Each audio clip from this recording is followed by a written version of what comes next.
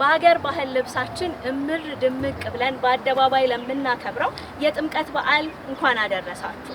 ጥምቀትን አስመልክቶ እጅግ በጣም ብዙ ዳያስፖራዎች ኢትዮጵያውያን ትውልደ ኢትዮጵያውያን ወደ ሀገራቸው ይመጣሉ። እነሱ ብቻ አይደለም ቱሪስቶችም ቢሆኑ አይናቸውን ኢትዮጵያ ላይ የሚጥሉበት ጊዜ አሁን ነው። እኛስ ከተማችንን ሀገራችንን እንዴት እያስጎበኘናቸው ነው? ዛሬ ዞር ዞር እያልን አዲስ አበባን በዳያስፖራዎች አይን በቱሪስቶች አይን ነው መንቃኛትና አብራችሁን ሁኑ።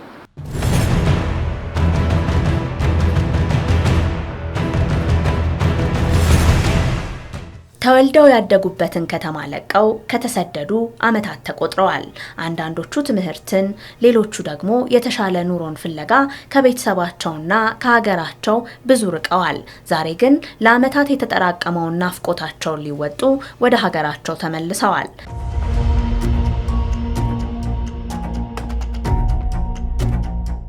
ከዓመታት በፊት የሚያውቋት ያደጉባት አዲስ አበባ ዛሬ አዲስ ማንነትን ተጎናጽፋ ጠብቃቸዋለች። ከእንጦጦ ጀምሮ ታሪካዊ ቦታዎች፣ የወንዝ ዳርቻዎች፣ ሰፋፊ የተሽከርካሪና የእግረኛ መንገዶች ከተማዋን ልዩ ገጽታ ሰጥተዋታል። አዲስ አበባ እንግዲህ ከልጅነቱ ጀምሮ የሚያውቋት ከተማ ነችና ድንገት ቅይር አላለችቦትም እዚህ ሲደርሱ። በሚገርም ሁኔታ የአዲስ አበባ ሁኔታ የአዲስ አበባ ብቻ ሳይሆን በብዙ ከተሞች ላይ ያለው ለውጥ ይገርማል።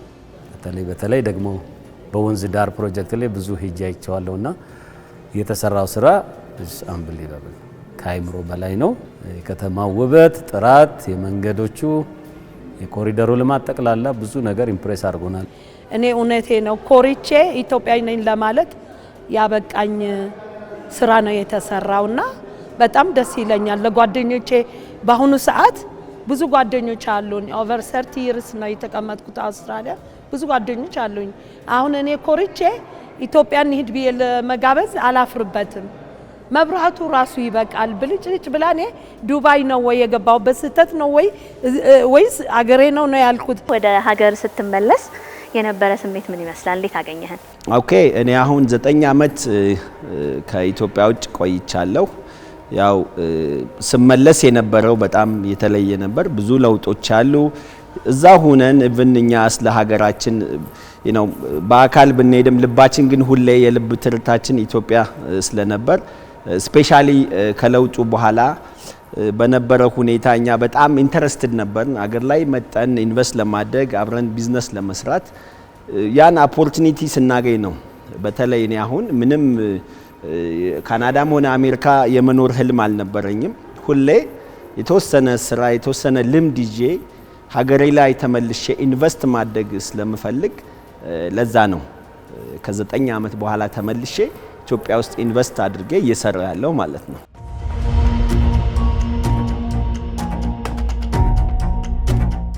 አሜሪካ ቆይቶ ለመጣ ሰው በፊት አሁን አዲስ አበባ ላይ መጥቶ ኑሮን ለማድረግ በጣም ብዙ ፈተናዎች ይገጥሙታል። ያንን አይቶ ስለሚመጣና እዛ ረጅም ዓመት ኖሮ እንደመጣ ሰው ምን ያክል ህይወትን ያቀላል ይላሉ። አሁን ያለው አካሄድ በጣም የሚገርም ነው። ቴክኖሎጂም ብዙ ለውጦች አሉ። አሁን እዛ ኖሮ ለመጣ ሰው ብዙ ጊዜ አሁን የሚከብደው ምንድነው? በቃ ይሄ ከሌላ ወርልድ መጥቶ ይሄንን ሀገር ሲያየው በጣም ይጨነቅ ነበር ሰው። ከተማውን ሲያየው መውጫ መግቢያውን ሲያየው ሬስቶራንቶችን ስታይ ድሮ በነበረበት አካሄድ አይደለም አሁን ያለው።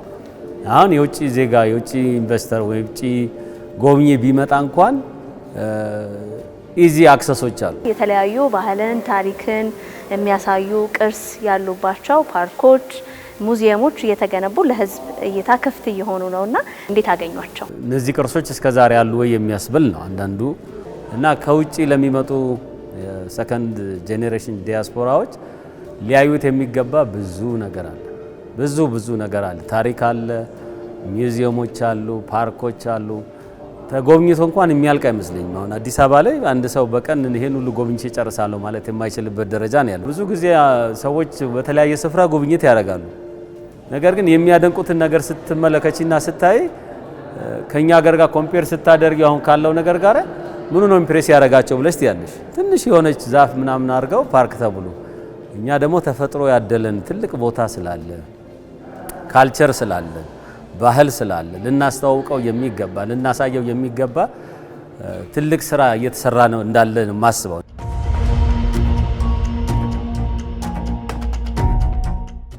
ሳየው የእውነት አገሬ ውስጥ ነው ወይ የገባሁት ነው ያልኩት። ምክንያቱም በ2 አመት እንኳን ብዙ ልዩነት አለው። የዛሬ 2 አመት እዚህ ነበርኩኝ።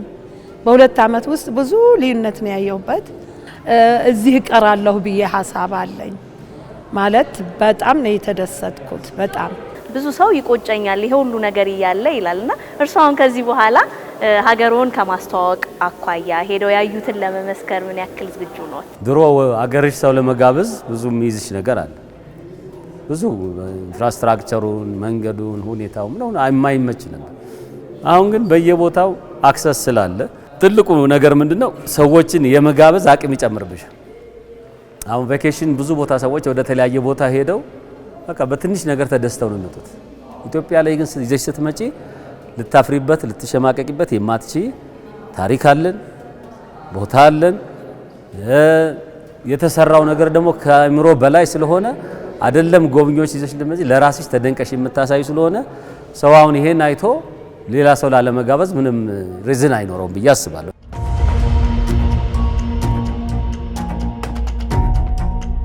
ለብዙዎች ይህ ጉብኝት ብቻ አይደለም፣ ሀገራቸውንና ከተማቸውን እንደገና የሚፈልጉበት ነው። በፊት በልባቸው የሚያውቋት አዲስ አበባ ዛሬ በእድገትና በትልቅ ህልም ተሞልታ ወደፊት እየተራመደች ነው። ኢትዮጵያውያኑና ትውልደ ኢትዮጵያውያኑ ወደ ሀገራቸው ሲመለሱ ልምድ፣ ክህሎትና ራዕይን ይዘው ነው። አንዳንዶቹ ለማረፍ፣ ሌሎቹ ደግሞ ለመስራት መጥተዋል።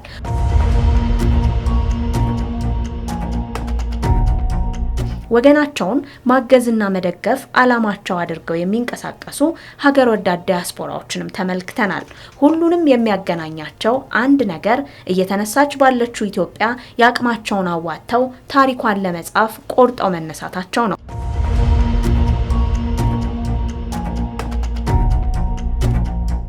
ታሪክን ጠብቆ ከማቆየት አንጻር የሀገር ፍቅር ስሜትን ልብ ላይ ለማሳደር የራስን ታሪክ ዞር ብሎ ማየትና ማወቅ እጅግ በጣም ይጠቅማልና ላንተ፣ ለወዳጆች፣ ለቤተሰብ እንደዚህ ስለ ሀገራችሁ ለማወቅ በምታደርጉት ጥረት ያገዛችሁ ነገር አለ ወይ?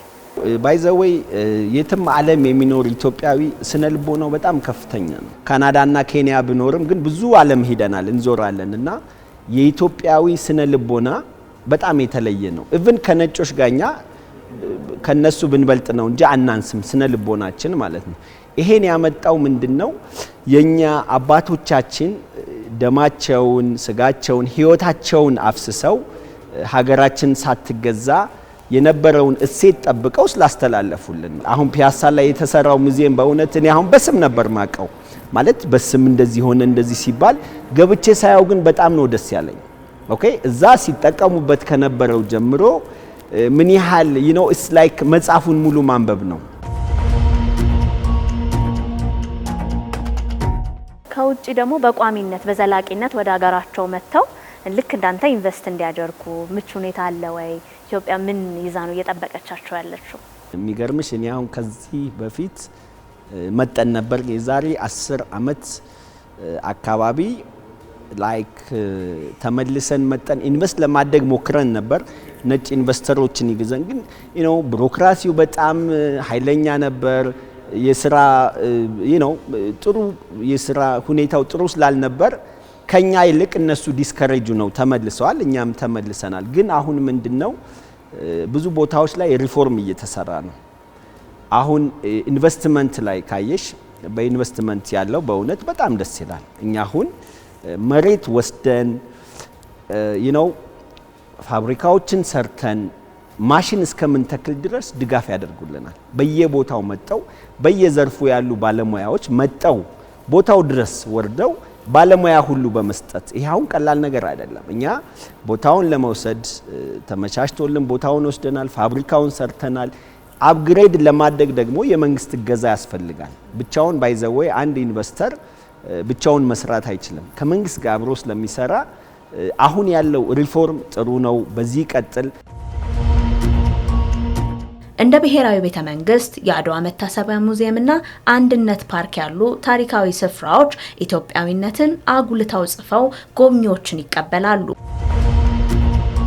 የጥምቀት ጊዜ ገና በሚከበርበት ወቅት እጅግ በጣም ብዙ ዲያስፖራዎች ቱሪስቶች ወደ ሀገር የሚገቡበት ነው የሚመለከቱበት ነውና እርግጠኛ ነኝ ተጨናንቃችኋል ብዬ ነው የማስበው። እንዴት ነው ሰሞኑን?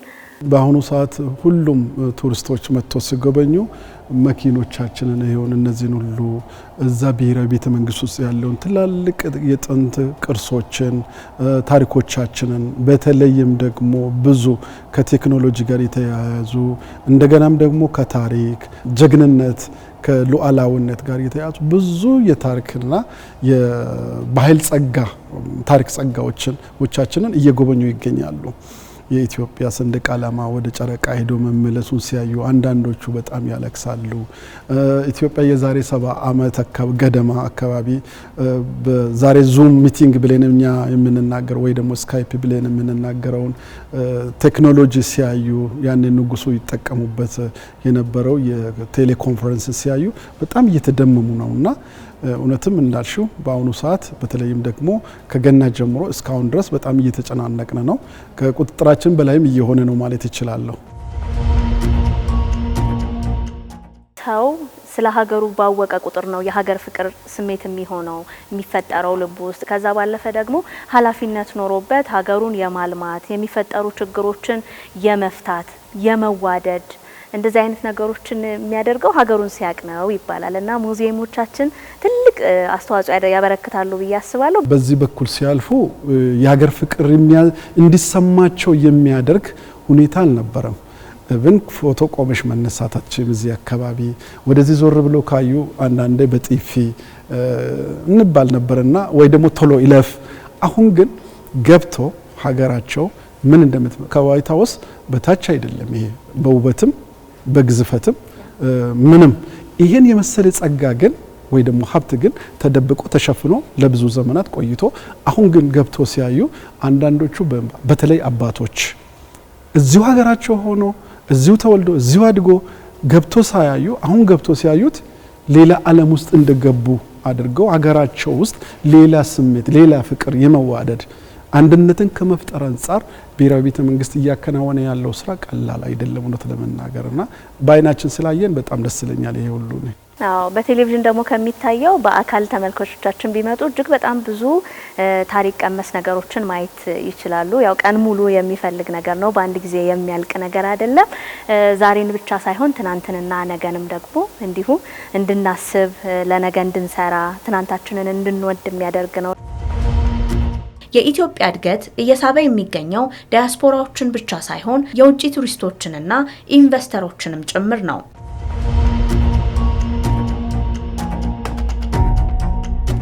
I'm Satish Kumar, investor from India. ሳቲሽ ኩመር እባላለሁ። የመጣሁት ከህንድ ሲሆን ኢትዮጵያ ውስጥ ኢንቨስት እያደረኩ ነው።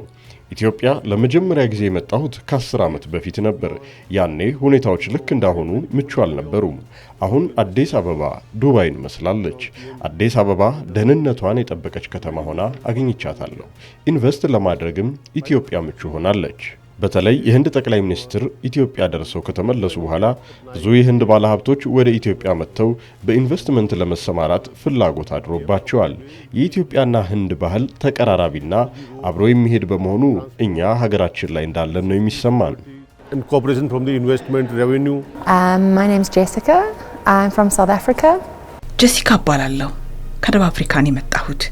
ምንም እንኳ በስራ ጉዳይ ወደ ኢትዮጵያ በመጣም አዲስ አበባን ተዟዙሬ ለመመልከት ጊዜ አግኝቻለሁ። ከተማዋ ከጠበቅኩት በላይ ሆና አግኝቻታለሁ። ንጹህና አረንጓዴ ከተማ ናት። ነዋሪዎቿም ተግባቢና ሰው ወዳድ ናቸው። ፓርኮቿም በጣም ቆንጆ ናቸው። በአጠቃላይ ከተማዋን ከጠበቅኩት በላይ ያማረችውን አግኝቻታለሁ። ምንም እንኳን ሁሉም ነገር የማይበት ጊዜ ባይኖረኝም ሀገሪቱ የባህልና የቅርስ ሀብታም መሆኗን ስለማውቅ ዳግም ወደ ኢትዮጵያ ተመልሼ ጥሩ ጊዜ ለማሳለፍ አቅጃለሁ። Spacious, the parks are beautiful. Yeah, it's just much more beautiful than I could have expected. I am French, living in Paris. ዜግነቴ ፈረንሳዊ ነው። ኑሮዬን ደግሞ ፓሪስ ላይ አድርጌያለሁ። ኢትዮጵያ የመጣሁት በስራ ጉዳይ ነው። ኢትዮጵያ ውስጥ ጥቂት ቀናት ባሳልፍም ኢትዮጵያ በመጠኗና በታሪኳ የተለየች ሀገር መሆኗን ተገንዝቤያለሁ። አሁን እንኳን ያለንበት ብሔራዊ ቤተ መንግስት እጅግ በርካታ የሆኑ ታሪካዊ ቅርሶችን የያዘ ነው። በሁሉም ነገር እየተገረምኩ ነው። ወድጄዋለሁ። ሌላው በጣም ቀልቤን የሳበው ኢትዮጵያ ፀሐያማ መሆኗ ነው። አውሮፓ ውስጥ ለሚኖር ሰው እንዲህ ያለ የአየር ሁኔታ የሚናፈቅ ነው። እኔም ወድጄዋለሁ። मैं 10 साल पहले आया था। ከዛሬ 10 ዓመት በፊት ኢትዮጵያ ላይ ኢንቨስት ለማድረግ መጥቼ ነበር። በወቅቱ ወደ $2 ሚሊዮን በማውጣት ስራውን ለማስቀጠል ሞክሬያለሁ። ፋብሪካውን ለማስገንባት ስራ ሲጀምር ግን ሁሉም ነገር መበላሸት ጀመረ። ብዙ የአሰራር ጉድለቶች ገጠሙኝ። እነዚህን ችግሮች የሚፈታልኝ አካል በወቅቱ አልነበረም። በመጨረሻም ተስፋ ቆርጬ ወደ ሀገሬ ተመለስኩኝ። አሁን ያለው ሁኔታ ግን ብዙ ነገሮች የተስተካከሉበት በመሆኑ ዳግም ወደ ኢትዮጵያ ተመልሼ ኢንቨስት ማድረግ ጀምሬያለሁ። ባለፉት 3 ዓመታት ውስጥ የገጠመኝ ችግር የለም። ሀገር ሰው ሲርቅ የሚረሳት ቦታ አይደለችም። አመታት ቢያልፉም ርቀት ቢበዛም የእናት ሀገር ጥሪ ከልብ አይጠፋም። ዛሬ ዲያስፖራው ተመልሶ ትዝታውን ብቻ ሳይሆን ራዕዩን፣ ክህሎቱን፣ ተስፋውን አብሮ ይዞ መጥቷል። ኢትዮጵያም ያለፈውን ታሪክ ጠብቃ ዛሬን እየኖረች ነገን ደግሞ ከልጆቿ ጋር ለመገንባት መታተሯን ቀጥላለች።